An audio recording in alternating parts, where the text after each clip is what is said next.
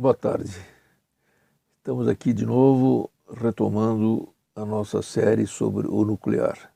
E hoje queria lhes falar de uma outra experiência que eu tive no início da minha caminhada dentro da preocupação de entender um pouco mais dessa questão, que é tão pouca conhecida das pessoas, e para mim também ela era uma novidade no nível do conhecimento.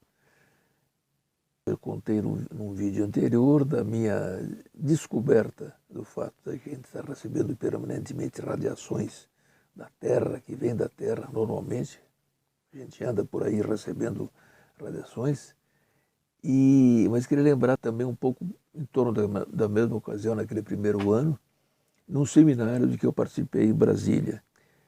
Esse seminário foi organizado pela Articulação Antinuclear Brasileira, um movimento criado no Rio de Janeiro, aliás, coincidentemente, exatamente na mesma ocasião em que nós, em São Paulo, reunidos na Associação Docentes da USP, na ADUSP, estávamos criando a Coalizão por o Brasil Livre de Usinas Nucleares. Esse seminário foi um seminário nacional, em que veio gente de diferentes lugares do Brasil, e nele três coisas, no fundo, que me impressionaram mais especialmente. A primeira, eu ouvi uma frase, simplesmente alguém que no meio de tudo disse: então, negócio, o urânio, a gente tem que deixar o urânio debaixo da terra, não tirar o urânio debaixo da terra. Imagina dizer isso nesses nossos tempos, essa sanha mineradora do Brasil, e principalmente o fato de que o Brasil tem umas jazidas muito grandes de urânio, tudo que significa isso em possibilidade de exportação. Então, guardei essa expressão. Uma outra coisa que me veio, que também foi uma surpresa, num certo sentido, passaram um filme nesse seminário. O filme chamava-se Rumo à Eternidade.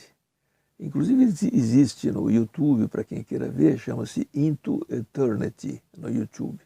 É um documentário contando a construção de um depósito definitivo para lixo atômico da Finlândia.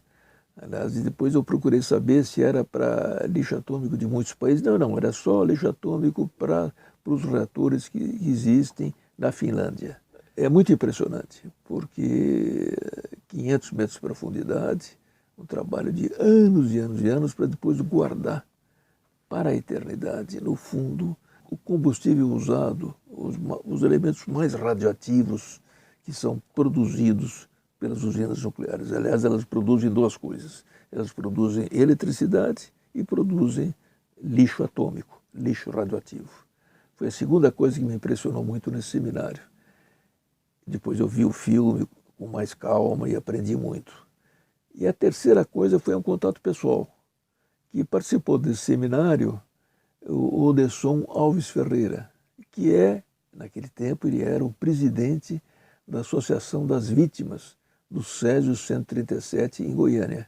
Eu já lhes falei aqui desse acidente que aconteceu em 87 em Goiânia, em que 19 gramas de Césio 137, que foram tiradas de um aparelho de radioterapia abandonado, num hospital também abandonado, onde esses crimes que se fazem no Brasil incrivelmente, e que esses 19 gramas, cujo efeito radioativo só foi identificado praticamente 10 dias depois, porque a esposa do dono do ferro velho, para onde os catadores de material reciclável levaram aquela ferralha que eles tinham encontrado, a esposa dele levou aquela peça radioativa para um posto de vigilância sanitária, sem saber o que era. E lá no posto o médico se assustou, chamou imediatamente um físico, desconfiou que podia ser isso, porque ela veio dizer: eu acho que é isto que está matando meu povo lá em casa. Por quê? Porque exatamente o dono do ferro velho se impressionou com aquelas partículas brilhantes, que inclusive à noite iluminavam o quarto todo, e chamou amigos, chamou parentes para ver, e inclusive o Odesson, que hoje não tem o dedo indicador da mão direita dele, e tem uma cicatriz muito grande na mão esquerda, onde ele pôs um pouco daquele pozinho e disse para o irmão dele: olha, não, isso não é nada, joga fora isso aí, não tem importância.